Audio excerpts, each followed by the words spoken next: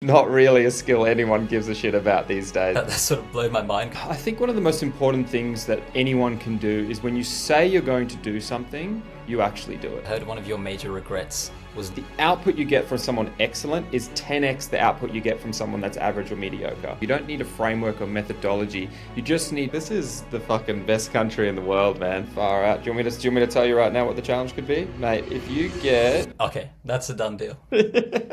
Welcome everyone to the new and official but not yet named podcast. Today for the first guest, I've got an absolute killer guest. I've got Jacques Greeff, previous co-founder of Realbase, which was sold for $180 million, although I've heard that's a banned word now.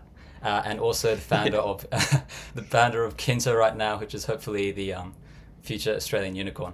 So I don't want to waste any time, so I'm just going to get straight into it, Jacques.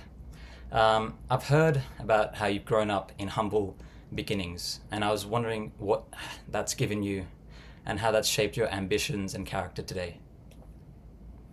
That's a good question. I think when you grow up like we did, which was moving around country to country quite a bit, we migrated twice. We were quite poor. My parents are bankrupt. So I'd like to add some context for those of you watching. Jacques, for a lot of his childhood, actually grew up in a camper van in South Africa. His father had been frauded by a business partner and they were bankrupt for a long while. And even before high school, he had moved schools many times across both New Zealand and Australia. So by no means was his childhood all rosy or silver spooned. There was a lot of hardship, and that just makes the story all the more interesting. It creates a bit of a resilience and a bit of a chip on your shoulder. Like you want to move through the ranks. You want to move up the chain. You're kind of like, you're kind of struggling when you're a kid, and obviously when you migrate a lot, it kind of forces you to become extremely adaptable. So going from school, making new friends, and then you migrate to a new country, people make fun of your accent, then you've got to integrate into a new culture. So it's a lot of like resilience that gets taught in from an early age, which can be useful when you become, an adult. You get used to, talking to people, you get used to putting yourself out there in new situations, being happy with being uncomfortable, things like that. Nice. And I'm guessing it's also perspective on, just because you've seen how different it is, like the quality of life in Australia versus almost everywhere else in the world. Yeah, that's Crazy. one of the things that always blows my mind is when people complain about Australia. I'm like, this is the fucking best country in the world, man. Like this country is amazing, and I love it. Even with all the problems with tax and all that kind of things people love to complain about, I think this is like honestly one of the best countries in the world for doing business. Yeah. And the thing that inspires me most about you and also your brothers, as I've sort of delved into the rabbit hole about finding about everyone there, is the sheer like mental grit that you guys have. So for those of you who don't know, Jacques and Frank recently ran 100 kilometers just like a week and a half ago. And it's just things like that that sort of blow my mind because you guys did it in like a pace where I run like a 5 or a 6K. But as a father of young children and also just in the perspective of you in your younger self when you're 16 or 17, what are the things that you would do to sort of cultivate that mental grit and also the ability to just do hard things? Because it's probably the most important thing there is to just living a life you love. I think one of the most important things that anyone can do is when you say you're going to do something, you actually do it. And you keep yourself accountable. So if you have plans or ideas, or you want to start a business, or you want to do anything, as soon as you say you want to do something, you do it until it's complete.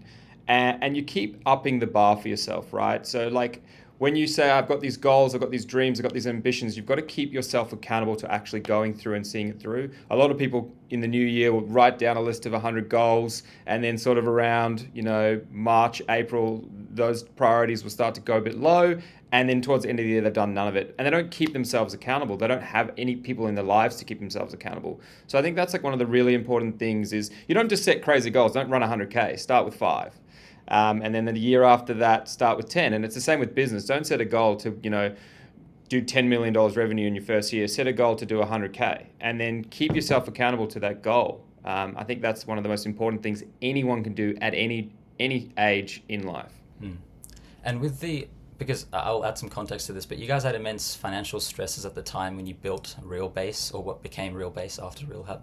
So again, to provide some added context, RealHub, which is the original company which the brothers had started, which later merged into Realbase and was sold off with the big 180 million figure that I've spoken about here.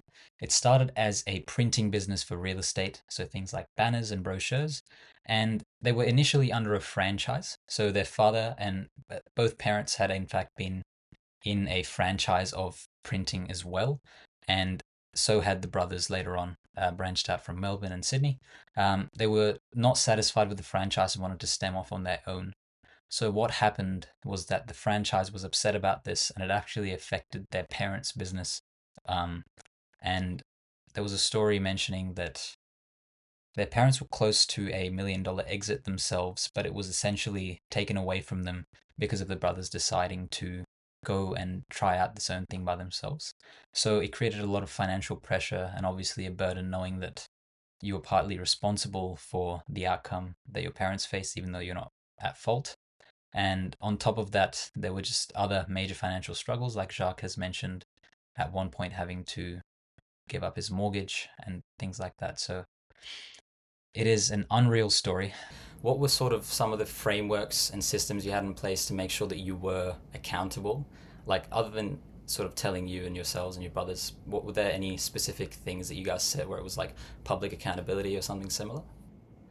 No, not really. Like, if you have good people around you, they'll keep you accountable. So I think one of the big things for me that I've been extremely lucky with is having brothers, doing business with my brothers. If we are slacking in any way, they will keep me accountable. And so to put this onto a normal person is if you have people around you, you don't need a framework or methodology. You just need people that, hey, say, you said you're going to do this thing, you're not doing it. You need to pick up your game, right? You just need to have a crowd of people around you or people in your corner that will say, sometimes those are awkward conversations. Like, you're not doing the best you could be doing right now in business, in life, whatever it is. You could be doing better. And they keep you accountable to it. You said you were going to do this thing on Tuesday. You didn't do it. Why? And then you kind of like, oh, okay. And being around that environment, it keeps you accountable. And like the financial side of things, it's the same. Like, if you have other people around you in a business, and you have to be frugal with your decisions, having those people around you really helps with that. Yeah. And on speaking on the business side of things, when you were building Realbase, I heard one of your major regrets was not filming and documenting much of it, and I think you said you only had like 4 photos to show for it and things like that. Yeah. Similarly, what were some other mistakes and aspects of the business that you maybe put more or less emphasis on than you should have that you realize now?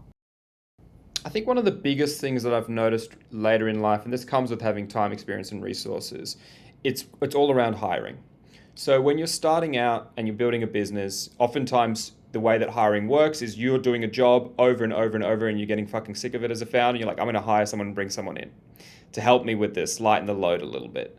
What founders will often do is they'll be on a budget and they'll say, I'll just hire the best I can for this budget of, let's just say it's 80 grand, 100 grand, whatever it is.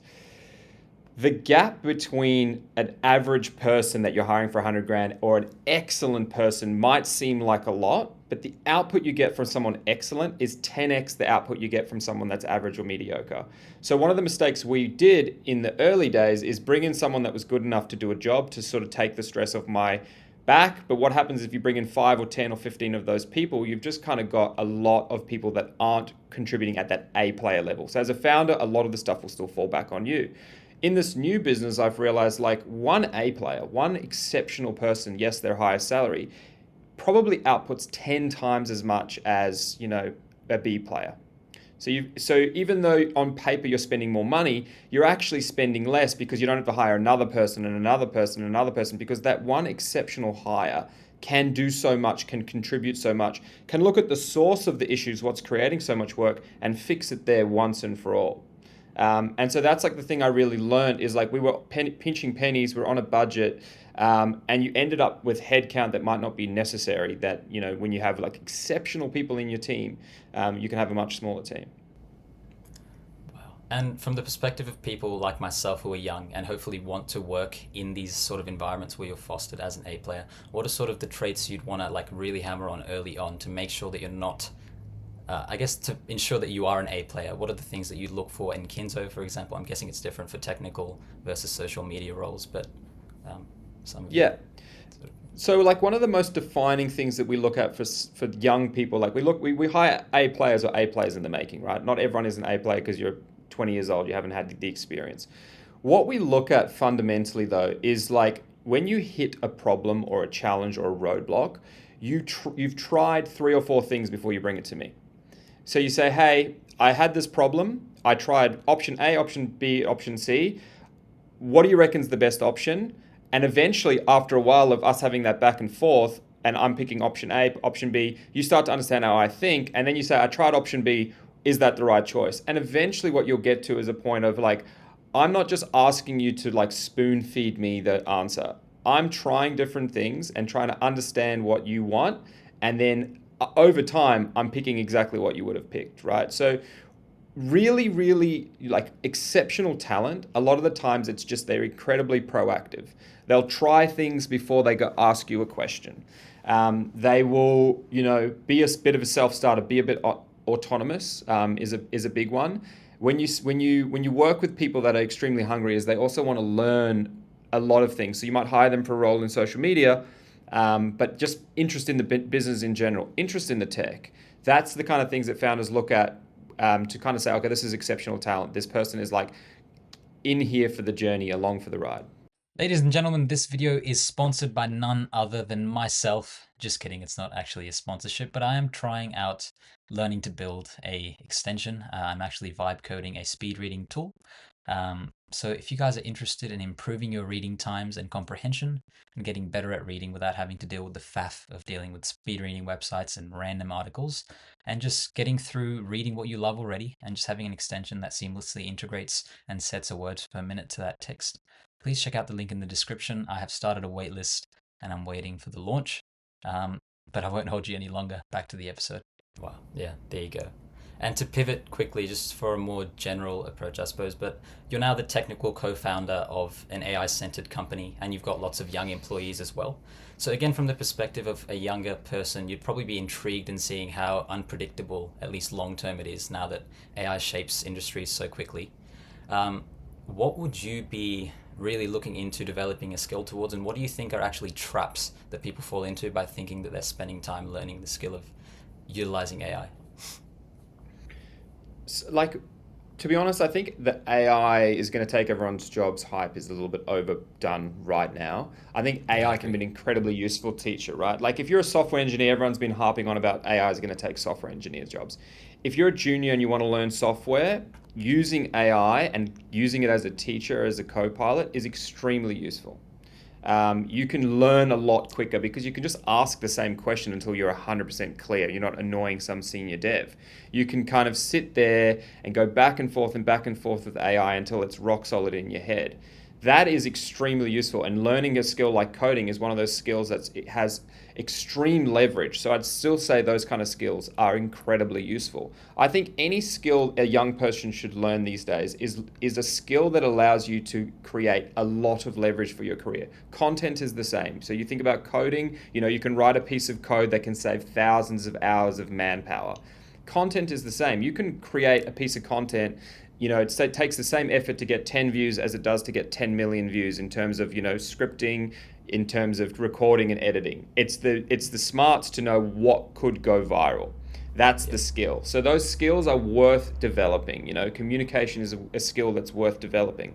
Those are the skills that I think are like going to be fairly timeless because you can get you're refining your taste. You're refining like what is good versus what is bad. Skills that are traps are anything that's like I'm the best at remembering this set of things. I'm spending my time remembering information. That used to be the sort of sign of intelligence. You could be like, I know all these bylaws, or I know all of this information. That's probably not a skill that you are quite required to have. It's like doing duplication really fast in my head. It's like not really a skill anyone gives a shit about these days. That's a bummer. That's It's what I was more about practicing just now. taste. Exactly. Yeah. So it's more about like that sort of taste. Communication is a great skill to have. It's content, I think, is another great skill for young people to master because it's storytelling, it's connecting with other humans, it can be used for selling, marketing, all that kind of stuff. Incredibly useful skills, even with AI, and AI can help you, supercharge that. Mm. That's what I tell myself as I'm in 200 view jail. But hopefully we grow and learn. But that is your 10 minutes. I don't want to take more than what you've given here, Jacques. Thank you so much for being here. Just before you leave, I do have two tiny requests. Number one, Yeah. I cannot seem to get a hold of Frank via DMs, like no matter what I do. So if you could please just put a word in, because it is promised to both him and you.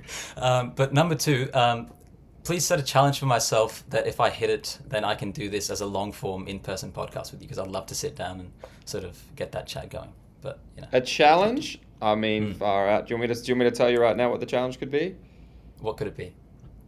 Let me have a think, mate. If you get, let me see. If you get 10K views on a vid on Insta, I'll do this as a long form, half an hour chat. Okay, that's a done deal. There you go. Okay. I'm All right. determined. Done. I'm determined. We'll make it happen. No worries. Thank you. Thank All you right. so No much for your boosting. time. No boosting. No, All right, no, mate. Cool. can't afford it. Don't worry. Yeah. See ya. Cool, man. Cheers. If you've made it this far, thank you so much for watching. That marks the first interview that I've ever done in this channel. I hope to grow it and, in fact, have many, many more cool guests like Jacques. You heard the man. Go to my Instagram. I'll leave a tag on the screen somewhere. Give it a follow. I've uploaded a reel marking the 10,000 view challenge, and tag Frank in the comments. We need to get his attention. Thank you so much for watching. Let's see what we can do with this channel.